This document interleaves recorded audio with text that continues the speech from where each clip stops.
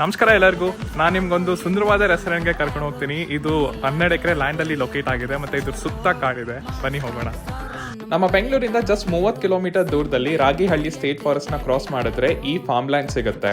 ಬೆಂಗಳೂರು ಸುತ್ತಮುತ್ತ coffee plantation ಇವರು ಕಳೆದೋದೆ, ಸಕ್ಕದಾಗಿದೆ ಜಾಗ ಅಂತ. ನಾನು ವೀಕೆಂಡ್ ಗೆ ಆಲ್ರೆಡಿ ರಿಸರ್ವೇಶನ್ಸ್ ಮಾಡಿದ್ದೆ. ಆದಷ್ಟು ಔಟ್ಡೋರ್ ಸೀಟಿಂಗ್ ನ ಆಫ್ ಮಾಡಿ ತುಂಬಾನೇ ಚೆನ್ನಾಗಿರುತ್ತೆ. ಆ ಕಾಫಿ ಎಸ್ಟೇಟು, ತಂಗಾಳಿ ತುಂಬಾನೇ ಒಳ್ಳೆ ಫೀಲ್ ಕೊಡುತ್ತೆ. ಆರ್ಡರ್ ಮಾಡಿದ್ಮೇಲೆ ಫುಡ್ ಅನ್ಈವನ್ ಆಗಿ ಸರ್ವ್ ಮಾಡಿದ್ರು. ಸ್ಟಾರ್ಟ್ ಮಾಡಿದ್ದು ಪನ್ನೀರ್ ಟಿಕ್ಕಾ ವಾಸ್ ಡೀಸೆಂಟ್.